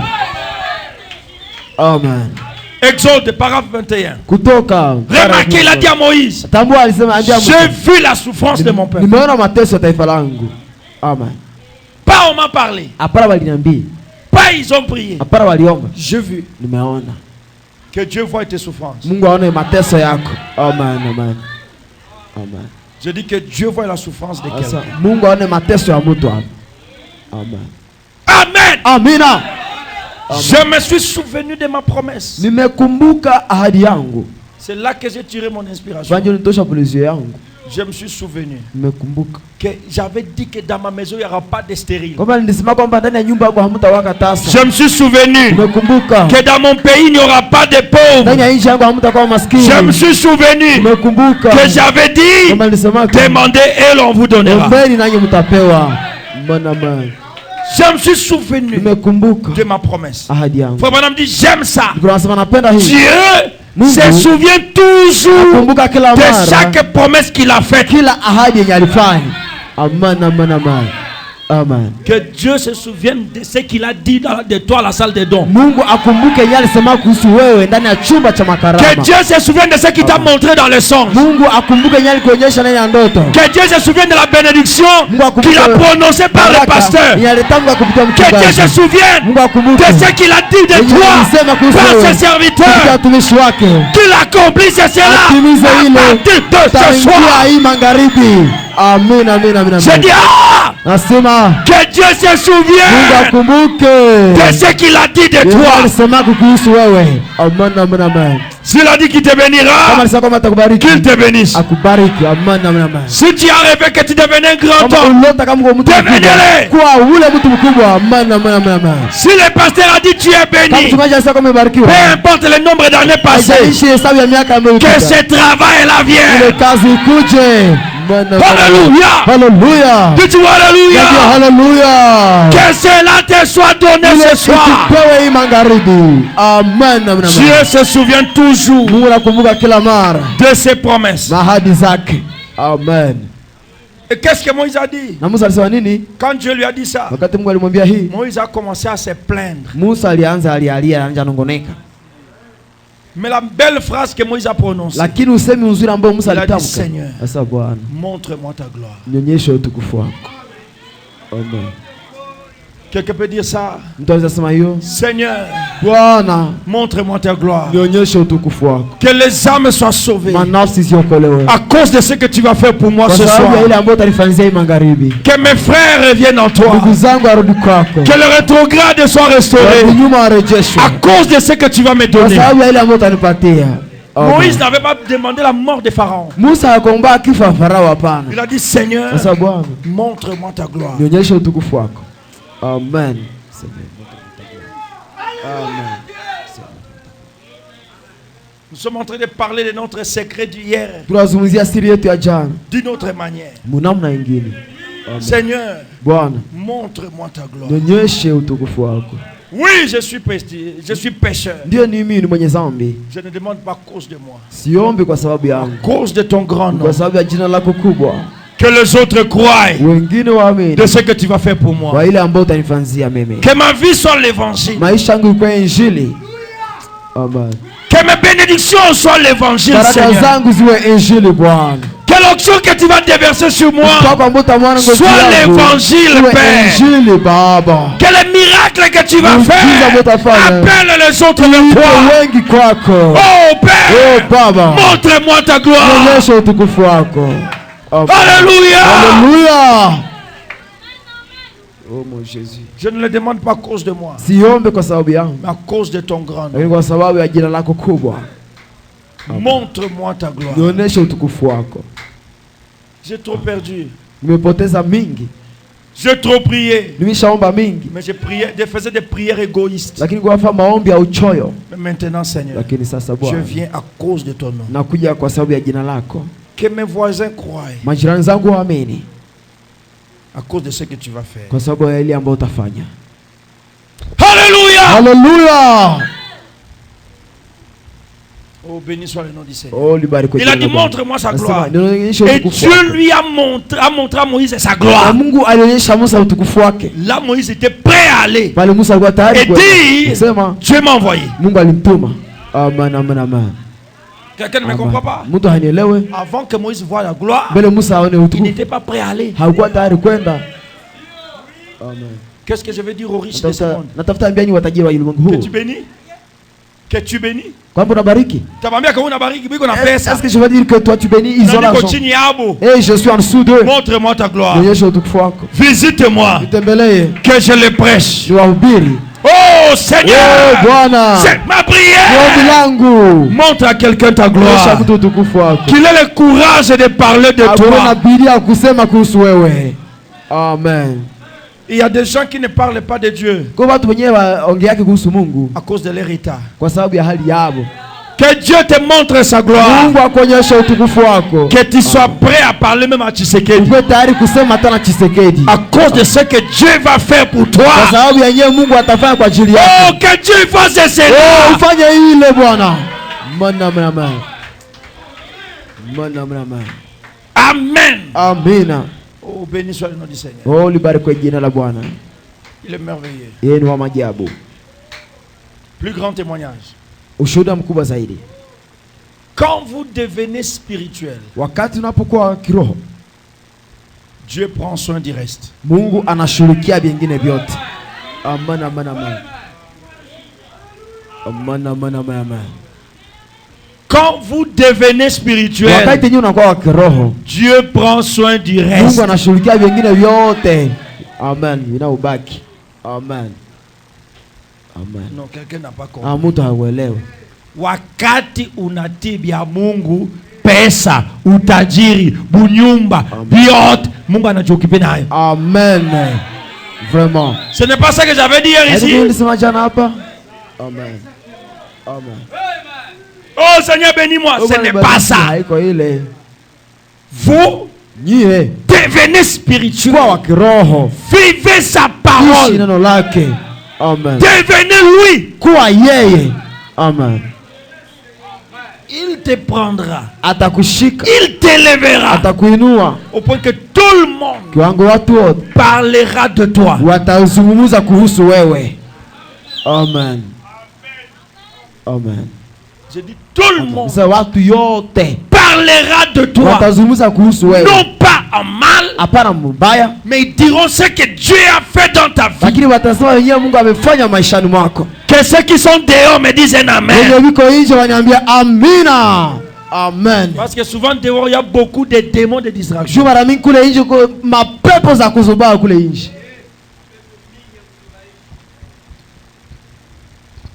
Quand vous commencez à devenir spirituel, Wakati yeye unaanza kuwa kiroho, Dieu s'occupe du reste. Mungu anashughulikia wengine. Parce qu'à ce moment, il comprend que les gens croiront au travers de Kwa toi. pale anaelewa kwamba watu wataamini kupitia wewe. Je vais parler simplement. Ndasema tu rahisi. Wakati unaacha busherati yako, Quand tu abandonnes ta Dieu Mungu ata prostitution, visiter nyumba c'est là yako. que Dieu va visiter ta maison. C'est là que Dieu va se souvenir. Pale ndio Mungu atakumbuka. Quelqu'un a compris? Mtu ameelewa? Amen. Paragraphe 16. Para 16. Le plus grand don. Zawadi kubwa zaidi. Pour ceux qui me suivent sur téléphone. Kubali yuko C'est anipata kwa prêché le telefoni. 15 novembre 53. Ulihubiriwa le 15 Novembre 53. À Wensboro. Huko Walswo. Voyez-vous? Unaona? Le reste vient automatiquement. Pengine vyote vinakuya tu kikawaida. Amen. Une femme qui est soumise Mwanamke mwanatii et un homme qui respecte sa place. na mwanaume mwanaheshimia nafasi Dieu yake. bénit ce foyer-là. Mungu anabariki ile unyumba. Hapana kabwana yenye bibi anatombokeaka naye anaplier mukia. Non pas un mari. Un inféminé. Hapana mwanamke wa kike. Hapana ule. Wa bibi anatomboka yeye. La femme donne dit chérie. Chérie, mais voici chérie. Hapana ule. Kakwe. Hapana ule. La chose principale Kitu ya muhimu zaidi pour que Dieu se souvienne de vous, kusudi Mungu akukumbuke, c'est de commencer à prier. kwanza omba. Le reste s'arrangera. Nitajitenga mzuri. Que toute l'église se lève et me dise un amen. Kanisa yote usimame na mniambie amina. Amen. Acclamons Jésus. Tushangilie Yesu. Vous pouvez vous asseoir. Munaweza ikala. Pour que Dieu se souvienne de nous. Kusudi Mungu atukumbuke. La chose principale, Kitu ya maana zaidi, que l'on commence à prier. tuanze omba. Seigneur, me voici. Bwana mimi ni hapa. Seigneur, me voici. Bwana mimi ni hapa. Je ne prie pas à cause de moi. Siombe kwa sababu Je prie à yangu. cause de ton Naomba nom. kwa sababu ya jina Seigneur, lako. visite ma femme. tembelea bibi Seigneur, yangu. visite mes tembelea enfants. watoto Seigneur, wangu. visite mon tembelea église. kanisa Seigneur, langu. visite mon pasteur. tembelea mchungaji Quand wangu. vous commencez Wakati yeye là-bas, anaanzia pale, Dieu tourne ses Mungu yeux, anageuza macho son yake, œil sur moyo toi, wake juu et il yako, commence à te na garder. anaanza kukulinda. Parce que Kwa kuwa tu t'occupes des affaires du Père. unashughulikia mambo ya Les affaires baba. du Mambo ya Père, baba c'est la ni prière. maombi. La prière, Maombi. c'est la clé. Ni mafunguo. La prière Maombi amène l'homme auprès de Dieu. inaleta mtu karibu na Mungu. La prière Maombi change la pensée de Dieu. inabadilisha mawazo ya Mungu. Mana. Je défie quiconque Na kanusha yeyote yule va abandonner son lit pour 3 jours. atachilia kitanda Si chake kwa siku Dieu ne le tatu. visite Kwa pas, Mungu amtembelee. cette parole que je prêche est Inene, fausse. inahubiri kopongo. J'ai dit 3 jours Sasa seulement. siku tatu peke yake. Amen. Amen. 3 jours seulement par semaine. Siku tatu haiko juma. Je défie quiconque le Kanusha fera. yote mataifa. Si Dieu ne le bénit Kwa pas, Mungu ambariki. je suis un faux Niko prophète. nabii wa uongo. Amen. Je sais de quoi je parle. Najua kitu gani nazungumzia. Amen. Je répète William Branham. Mimi narudia William Branham. La chose principale, Kitu ya muhimu c'est de commencer à prier. kwanza Le omba. reste Vingine vyote s'arrangera. vitajipangilia mzuri. Le foyer, Unyumba itajipangilia mzuri. les habits, Mavazi itajipangilia mzuri. les mariages, Ndoa itajipangilia mzuri. la location. Pangai s'arrangera. Est-ce que vous voyez là où Naomi a rétrogradé? Unaona kwenye Naomi La rétrogradation aujourd'hui, ya nyuma leo. c'est d'oublier la prière. Kusahau maombi. Amina. Tu peux être ici rétrograde. Unaweza kuwa hapa na kumrudi nyuma. Tu peux être dans les messages Unaweza kuwa ndani ya ujumbe rétrograde. lakini mrudi nyuma. Si la vie des prières n'importe que de l'histoire, retournez encore au calme. Kama maombi maisha maombi. Voir ces Jawa rochers historia rudia tena Kalvari unye kwa mwamba uliopigwa. kurudia nyuma leo haiko kutoka ujumbe. La rétrogradation aujourd'hui ce n'est pas quitter le Kurudia message. nyuma ni kukuacha maombi. La rétrogradation c'est abandonner. 6 heures tu ne pries pas. 6 heures 9 heures tu ne pries pas. 12 heures tu ne pries pas. À 13 heures tu vas pécher. Pour 13 heures unafanya zambi. Je vous dis la vérité. Ninaambia kweli. Sasa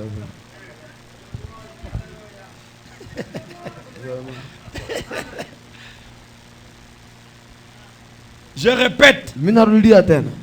la chose principale, Kitu ya muhimu zaidi Que Dieu se souvienne de toi. Mungu akukumbuke C'est de Amen. commencer à prier. ni kuanza omba. Les restes s'arrangera. Vingine vyote si vitashipangilia seulement vizuri. vous l'église, Kama tu wewe vous qui kanisa êtes ici ce Nyie soir, mko hapa hivi et magharibi. vous tous, Na nyie wote vous vous mettiez simplement à prier unaanza omba tu dans vos églises ndani ya makanisa zenu et amenez toutes vos églises dans la na prière. kuleta makanisa zenu zote Vous les prédicateurs faites même de Nyie même. wahubiri mfanye Amenez vile les vile. fidèles à prier Kuleta waamini très waombe kwa sérieusement. utimilifu Le kabisa. reste ira de Wengine soi. yote vitaendeka Dieu vizuri. prendra soin du Mungu reste. atashughulikia wengine vyote.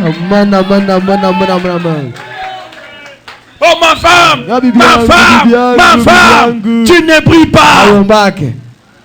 Mon mari, Bonangu, mon mari, bonangu, mon mari, bonangu. tu ne brilles pas. Ayombake. Mes enfants, Watoto yangu. je n'ai jamais vu un homme Si on a passer près de la Mungu croix anapita karibu na et msalaba, rester le anabakia même. yule.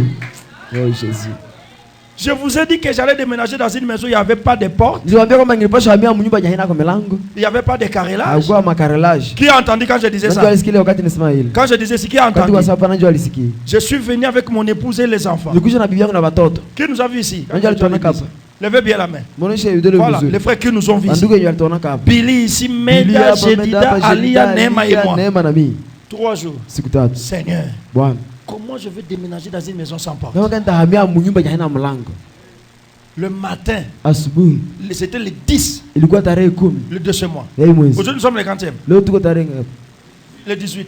Tarehe Le 18. 10, on a prié. Tarehe 10 Le tuliomba. 11, Tarehe 11. quelqu'un est venu. Mtu alikuja. Du pasteur, Sasa pastor, je m'occupe de tout. mimi nashughulikia vyote. Tu vas me rembourser l'argent après. Utanirudishia pesa baadaye.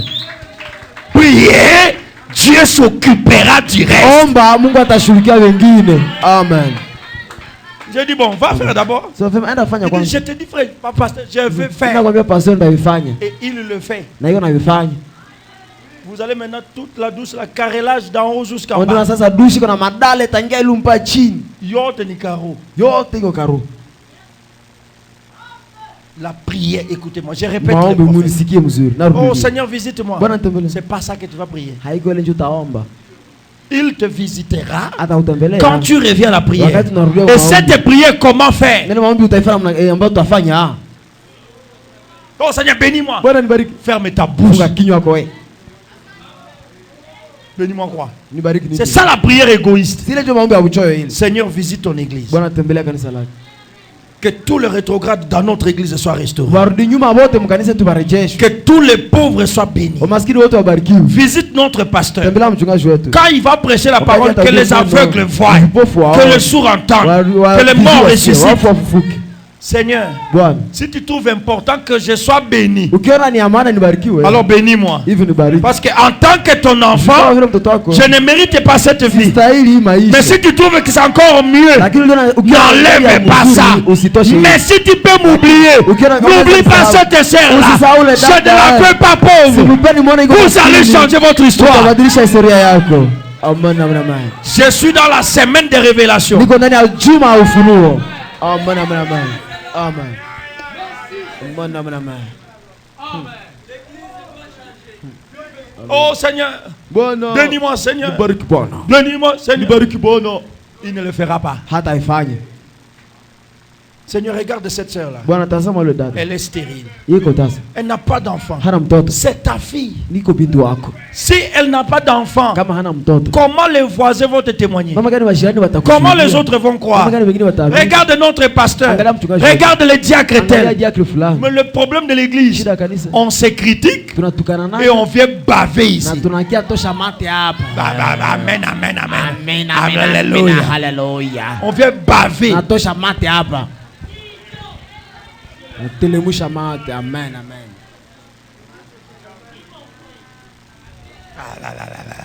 Amen, amen. Quoi? Nini pale? Tu as parlé toute la journée en mal de ton pasteur. Ulisema mbaya mchana mzima zile mchungaji wako. Pardonnez-moi de dire ça. Unisamehe kusema hivi. Dieu me dit de le dire. Mungu ananiambia niseme. C'est comme deux jeunes sœurs qui sont parties au marché Yuko wadada wawili vicha. avant le mariage d'Eliezer. Wanda kwa masomo kwa shule mariage ya Au Eliezer. marché là-bas, ils vont dire que le pasteur Médard a maudit là pas pour qu'il n'ait pas des enfants. Kule usoko wakasema sema pasema dali alilani lapa jua asipate watoto. C'était quand et c'était où? Ilikuwa wapi na ilikuwa wakati gani Et na après vous venez baver ici. Kisha mnakia tosha mate hapa. Amen, amen, amen. Vous maudissez? Si mnajilani. Quand est-ce que j'ai maudit là? Wakati gani dilani yaka? Qui a entendu ça? Najua alisikia Et où? Na wapi?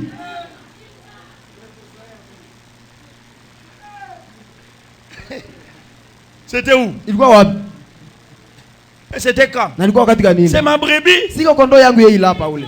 Hiyo kondoo yangu. Elle est ma brebis. Hiyo kondoo yangu. Qu'elle soit à Goma là où elle est, c'est ma Hapo kama kwenye brebis. hiyo kondoo yangu. Ceux qui sont à Bounia, ce sont mes Kwenye brebis. hiyo kule bure kwa kondoo wangu. Je vais la maudire pour quelle raison? Namlaani juu ya sababu gani? Prier pour les autres. Muombe wengine. Jeûner pour les autres. Chakula kwa ajili ya wengine. Que je révèle ça. Nifunue hii. Les disciples, si Dieu ne le permet, on va parler le dimanche sur ça. Kama Bwana ruhusu azungumzie hadi siku ya Jumapili. Seigneur, apprends-nous comment prier. Bwana tufundishe namna gani kuomba. C'est la question de Pierre. Ndio swali ya Petro. Je n'ai pas compris jusqu'à ce que je me lavais aujourd'hui. Sikuelewa mpaka nilikuwa nawa leo.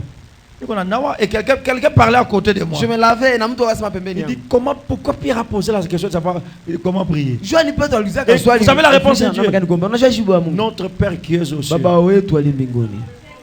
Que ton règne vienne. Jina la ufalme wako uje. Ça veut dire quoi? Unasema nini? Ce que tu vas faire, Yenye utafanya. que ça soit pour ta gloire. Iwe kwa ajili ya utukufu wako. Si la bénédiction que je demande Kama baraka niko naomba. ne sera pas pour ta gloire, Hata wako ne me bénis pas. Usinibariki. Amen, amen, amen, amen, amen. Si l'onction que je Kama upako demande, yenye ça naomba. sera pour mon honneur. Itakuwa juu ya Enlève-le, jina langu. Seigneur. Atoshe Je Bwana. n'en ai pas besoin. Nisihitaji Mais si hata. c'est pour ta gloire, Kama niko utukufu Seigneur, wako, je suis là. Bwana niko pale. Oh Seigneur. Que ta volonté Mapenzi soit yako faite. yafanyike. Écoutez-moi, ne parlez pas, je parle seul. Nisikie usiseme sana. Que ta volonté Mapenzi soit yako faite ifanyike. sur la Juu ya hii ardhi hii udongo hii. pas sur le sol. Hapana juu ya hii udongo. La hii. terre, c'est l'homme. Ardhi ni mtu. Que ta volonté, Mapenzi la yako. volonté de Dieu, c'est sa Mapenzi ya parole. Mungu, neno lake. Que ta parole lako. soit vécue dans mon cœur comme Kama toi-même, vile wewe tu l'as mwenyewe vécu dans ton Fils. Uliishi ndani ya mwana wako. Parce qu'il ne peut aller au ciel Mungu anaweza que na celui mbinguni. qui est venu du Mungu mwenyewe ciel. alitoka Et le mbinguni. ciel, c'est le Na Saint-Esprit. mbingu ni Roho Mtakatifu. Et vous devenez le ciel, Unakuwa mbingu. vous devenez éternel Unakuwa quand vous milele. avez le Wakati Saint-Esprit. kuna Roho Mtakatifu. Alors que ta parole soit vécue dans mon corps Ishiwe ndani ya comme neno dans le yangu. Kama Saint-Esprit. vile ndani ya Roho Mtakatifu. Oh, Père, ouvre l'oreille de Oh, quelqu'un, Baba Seigneur. fungua siku ya mtu jioni. Amen. Que ta volonté soit faite sur la Mapenzi terre. yako fanyike ku ardhi kama vile mbinguni. Donne-nous aujourd'hui notre pain quotidien. Tupatie leo mkate wetu wa kila siku. Et le pain, c'est quoi? Na mkate nini? La parole. Neno. Amen. Seigneur, quand j'irai à l'église, Bwana wakati nenda kanisa. parle-moi. Sema nami. Édifie-moi, Seigneur. Unishenge Bwana. Aide-moi, Jésus. Unisaidie Yesu. Aide mon pasteur. Saidia mchungaji wangu. Aide ma soeur. Saidia dada. Donne-nous à El Shaddai le pain quotidien. Tupatie kwa shada mkate wa kila Lundi, on siku. n'a pas culte. Siku ya kwanza hatuna Mais ibada. chaque verset que nous allons Kila lire, shahidi ambayo tutasoma. que ça soit la vie. Iwe uzima. Mana mana mana. Donne-nous notre pain quotidien. Tupatie mkate wetu wa kila siku. Hein? Eh? Et la suite, c'est quoi encore? Donne Que ton règne vienne, que ta volonté soit faite sur la terre comme au ciel. Épargne-moi, na unilinde. pardonne nos offenses. Usamehe makosa zetu. Comme nous avons Kama pardonné. na sisi tunasamehe. Tu as pardonné à cette sœur-là? Je ulisamehe ule dada? Tu as pardonné à ton banda? Ulisamehe ule mbanda yako ta rival? Tu as pardonné à celui qui t'a insulté là. Pardonne-nous nos offenses. Comme j'ai pardonné à mon frère Isaac. Comme j'ai pardonné à ma soeur Tel. Pardonne aussi les miens, Seigneur. Ne nous livre pas dans les tentations. Mais garde-nous du mal. Car c'est à toi qu'appartient le règne, la puissance et la gloire. Amen. Amen. Si vous priez comme ça, votre vie va changer. Seigneur, bénis ma soeur. Seigneur, bénis celui-là. Ne compte pas ses péchés, Seigneur. Que ce frère qui ne vient plus à l'église, Seigneur, qu'il revienne en toi. Si la bénédiction que j'ai besoin, je sens que j'ai besoin de bénédiction. Mais si ce n'est pas le temps, ne me bénis pas, afin que je ne quitte pas le message. Mais si c'est le temps, bénis-moi parce que le monde va se moquer de toi.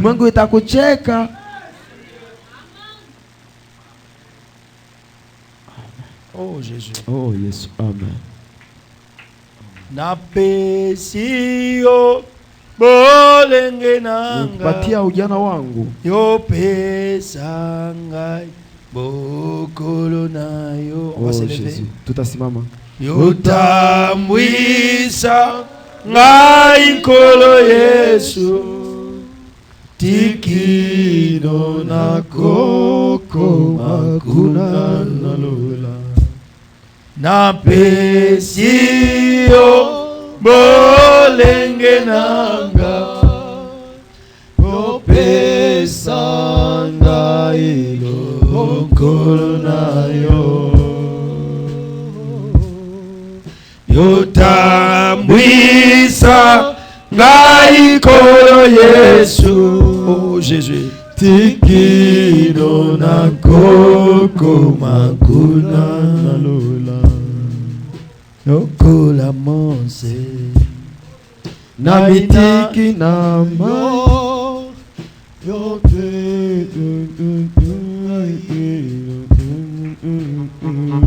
quelqu'un parle à Jésus. Que quelqu'un s'approche de Jésus et dit Seigneur, cette fois-ci je ne viens pas à cause de moi, mais je viens à cause de ton nom. Je viens à cause de l'évangile. Je viens à cause de ta vie qui doit être vécue dans ce monde. Je viens, Seigneur, à cause de tes enfants. Et je viens aussi à cause de mon âme. Visite-moi. Montre-moi ta gloire, Père. Montre-moi ta gloire, Seigneur. Montre-moi ta gloire dans le Seigneur. Prions le Seigneur.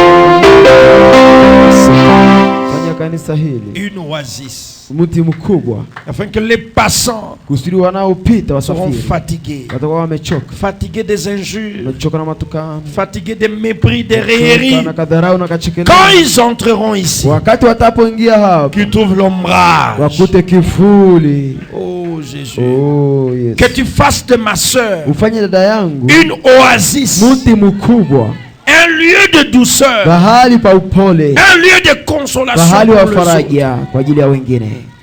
Que cette église Kanisa hili soit une église de référence, iwe kanisa kielelezo Bwana, une église de paix. kanisa la amani. Seigneur, bénis ma soeur Bwana bariki dada yangu, pour que cette bénédiction évangélise sa famille, usiri baraka hii ipatie injili, évangélise ses voisins, ihubiri wa jirani wake, évangélise ceux qui se sont moqués d'elle. ihubiri wale ambao walimchekelea.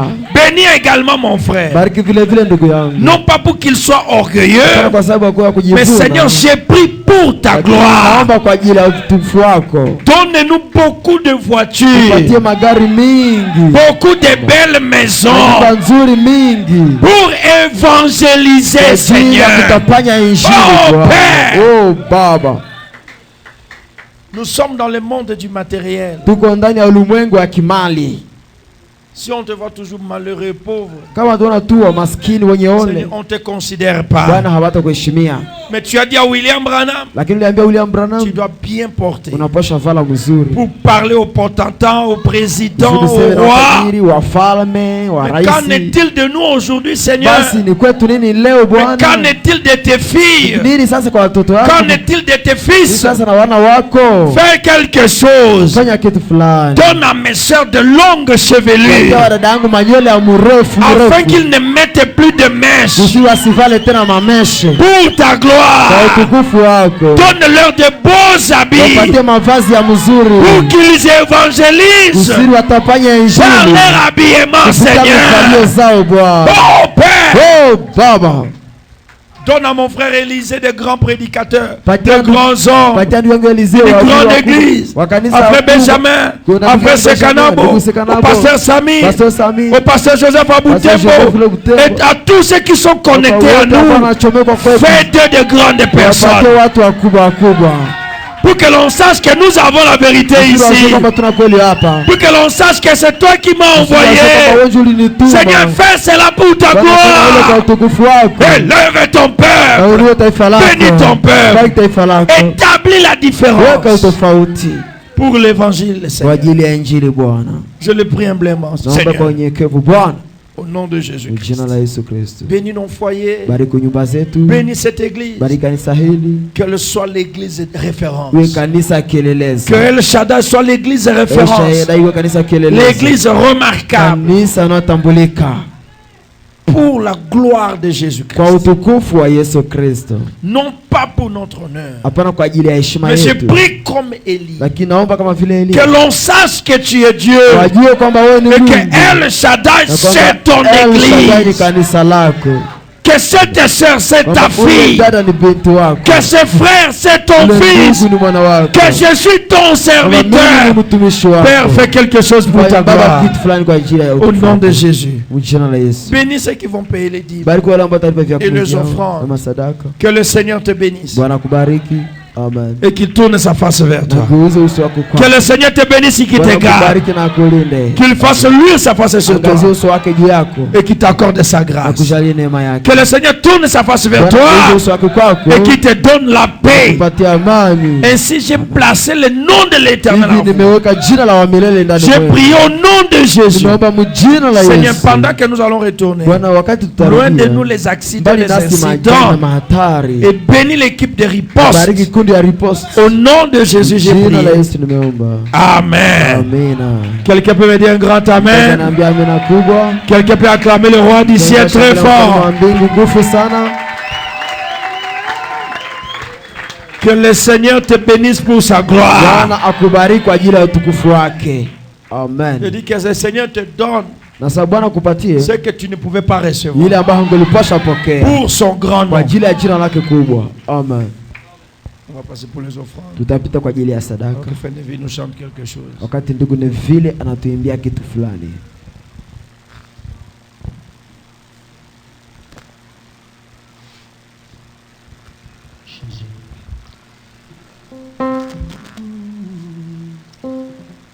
Usikate tamaa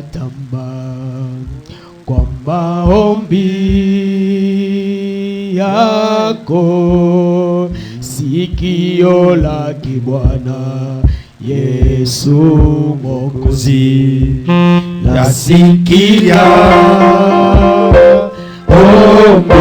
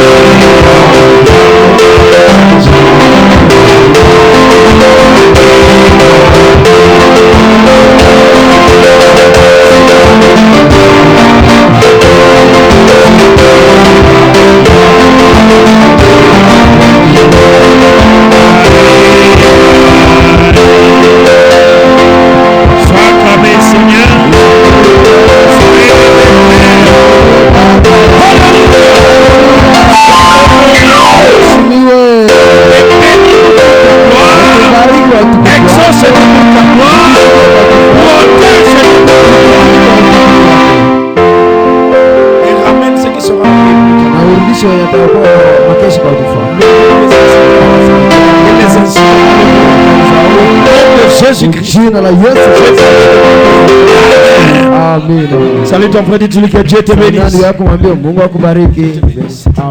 Et que Dieu se souvienne de vous. La chose principale, c'est de commencer à prier. Ayez un programme. Allons dans la paix du Seigneur. Ayez un programme.